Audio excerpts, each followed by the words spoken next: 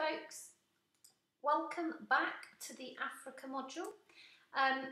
We have got two topics left. The final topic will take a couple of videos. This is the penultimate topic. This is desertification, and as you can see, it's on pages 52 to 54 of your module booklet. When you learn this, you can basically divide it into three sections, as I've put up on the screen: causes, impacts and solutions. To be honest, it doesn't really matter whether you do these first or second, but in the Africa folder that I have shared with you, there are 4 videos. So actually what I will do is I'll show you. So this may appear slightly differently on your screen, but this is the Africa folder as it shows on my Hewish OneDrive. And can you see these? Desert 01, Desert 02, Desert 03, Desert 04. They are videos from an organisation, I think they're called Pumpkin Interactive or something. So they produce physical DVDs, but at the moment, because life is a bit strange, they are allowing us to download any of the DVDs that we've purchased. So at some point, if you could watch those 4 videos, I don't think it matters if you do it first or last or somewhere in the middle, but they will be really, really helpful. Okay, if you haven't got access to the Africa folder for whatever reason, just let me know and I will do that for you. Okay, so page 52. Desertification is a process. The definition is actually at the top of page 52. It's the process whereby land that is already quite dry, or arid is the other word that we use, becomes desert. All right, so if we think of sub-Saharan Africa, we already know that we've got this whacking great big desert called the Sahara, and what we're worried about really are the yellow bits, okay? The places that could maybe become desertified if we're not careful. Green in vulnerable areas means it's very, very unlikely to ever turn into desert because of the climate. So this is the equator, and because it's wet all year round at the equator, you shouldn't find that ever becomes desert. But notice the yellow area is a significant chunk of sub-Saharan Africa. So this is definitely an issue that is facing this continent. And if we zoom in on sub-Saharan Africa, then the part that we're really worried about is the Sahel. Now, we've talked about the Sahel previously, and in one of the local languages, Sahel means coast, and here we're talking about the coast of the Sahara Desert. So these are places that are very near the Sahara and are very high risk of becoming desert. Now, of our 5 countries, Burkina Faso is the one that is kind of most at risk here. Okay, causes. So these are listed on page 52, and all I'm going to do is try and explain each one. Previously, when we were going through our 17 factors, we talked about settlement, how people had been nomadic because that was a sensible way of farming in sub-Saharan Africa, and they've increasingly settled because of colonialism, because of all sorts of factors, which means if you are continually using the same fields and the same grazing lands over and over, that could be part of the problem. So the change from nomadic to permanent farming. This is obviously not sub-Saharan Africa, but it just shows you if you keep using soil over and over and over again, it becomes very vulnerable to being either blown or washed away, and we'll talk about this slightly more in a minute. Here you can see soil particles being blown away, so anything that kind of overuses the soil and leaves it unprotected is not good. Deforestation for fuel wood. If you live in sub-Saharan Africa, your source of fuel wood for cooking or for heating your house is only really going to be wood, and cutting trees down will contribute. Climate change and drought. I'm not going to remind you all about climate change here because we've talked about that in a different module, but you can see here this rainfall graph. You can see that patterns of precipitation are changing in the Sahara. It's becoming drier as part of climate change, which is a problem. Population growth. The percentage and the total fertility rate are the numbers of interest here. So in Burkina Faso, on average, women have just under 6 children each. Now that's a really high total fertility rate. In the UK, it's quite close to 1. So that's a lot of mouths to feed being added each year. And then war, and I decided not to give you a picture for that one. Now, all of those factors have one thing in common. They will affect the vegetation. So vegetation is your friend because what it does is it protects the soil, it holds the soil particles together, and anything that reduces the amount of vegetation is going to lead to desertification. So if you've got too many animals, if you're farming the land too much, if you're cutting the trees down, if drought is killing your plants, if you've got war that's destroying the land, anything like that is going to affect your vegetation, and that's when you start to see desertification becoming an issue. All right, so that's what all of those things have in common. What page 52, 53 goes on to do is it gives you loads of facts and figures. Do not get bogged down in those. I think the one that I might remember would be desertification processes affect 46% of Africa. I think that's quite a good one. Or at the end of that same paragraph, I'm now at the very bottom of page 52, together desertification is potentially going to impact 485 million people in Africa. I think that's quite a powerful figure, but don't get bogged down in those, okay?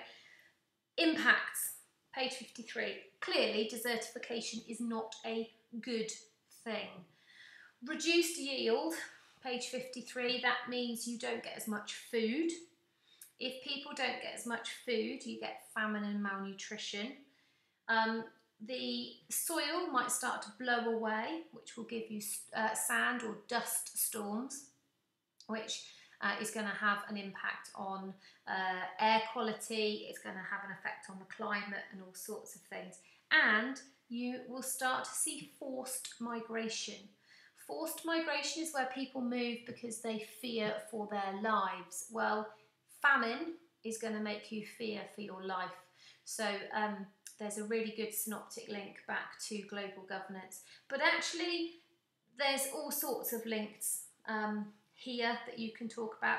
We can link back to why African countries are often unattractive to multinational companies, which we've talked about previously. Famine and malnutrition would have quite a part to play in that. So essentially, desertification doesn't do anything positive. It's all a pretty negative thing. What we want to finish on, though, of course, is, okay, what the hell can we do about it? That's the important thing.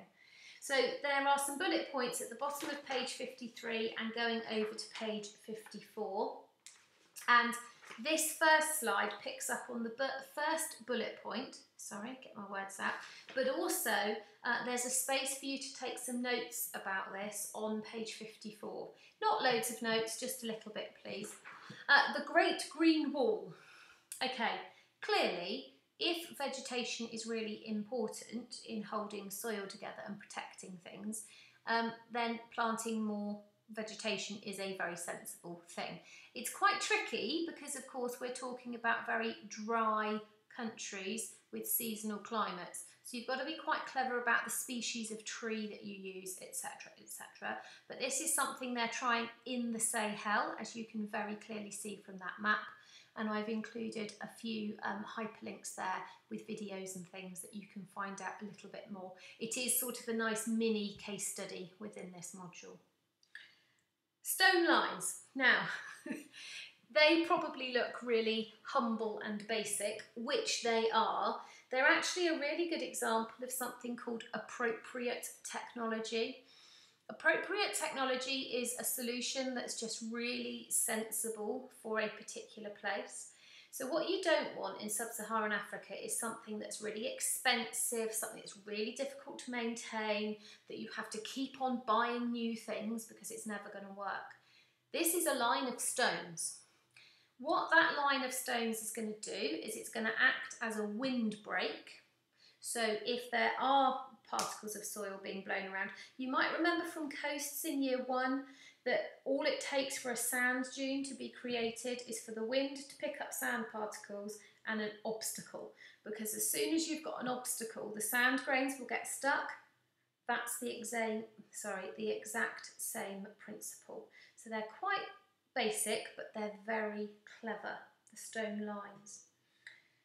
The third bullet point and the fourth bullet point is fairly obvious, no picture included, but unlikely, isn't it? If you've got people who rely on cattle and sheep and goats and stuff, you're not going to be able to persuade them to get rid of their livestock. That's their milk, their food, their money, their income. Like decreasing livestock, okay, you can see academically the sense in it. It doesn't work in reality. Reducing population growth, yes, absolutely, it's going to work. It's not a quick fix though, is it? Because we've talked previously about how women in Burkina Faso are not allowed to use contraception. Their husbands just won't let them. So we have all the means available to start to reduce population growth, but if people are not allowed or able to use it, it's not going to work. So again, academically it makes sense, but in reality, probably not going to work. Turn over to page 54. Shelters and windbreaks is those two again, really. Either use vegetation or stones or something like that. Perennials means you plant vegetation that will just constantly stay alive. It's very repetitive of what we've already said. This, ladies and gents, this is amazing. I love this solution. So the final bullet point says alternative fuel or ways of cooking like solar cookers, and you are looking at a solar cooker. It's a folded piece of metal, yeah. Now if you lived in the Sahara, yes, it's very dry, but it's also very sunny, because if you go back to the climate module, we're at kind of about 30 degrees north of the equator. This is a high pressure area. We don't have a lot of cloud in the sky. We get lots of sunlight. So this works on the same basic principle as nasty people who try and use magnifying lenses to burn ants. Please don't do that, it's not very nice. But you use the magnifying glass to intensify the sunlight. That's exactly what the folded metal does. So it captures the sunlight, reflects it all onto a central cooking pot, and you just use sunlight to cook your food. Which means, ladies and gents, you don't have to cut any trees down to cook your food. Brilliant. And of course, once you've bought the solar cooker, entirely free. Costs about £20. Now that is reasonably a large amount of money for, you know, your average family in the Sahel, but it's not an unattainable amount of money. And actually there are quite a few charities and organisations who are trying to spread the use of solar cookers in the Sahel. They're lightweight, they're portable, they're fantastic. You can tell by how much I'm going on about them that I like them a lot. And then finally, just to finish this video, you can link this back to development. This whole module links together, essentially. If we could solve problems caused by desertification, we could probably help with development and moving forwards. So you can see that there's an estimate about how much GDP is lost to environmental issues, particularly desertification. So it kind of links back to climate and all sorts of things. If you want to link this to your case studies, as I've already said, Burkina Faso makes the most sense because it's actually in the Sahel. There are some problems in Kenya, however, and I've included a hyperlink for you to have a look at Kenya as well. But I would really, really focus on Burkina Faso because it's really quite badly affected. All right, so you've got videos to watch, you've got a PowerPoint to work through, pages 52 to 54, ladies and gents. As ever, any questions, just give me a holler.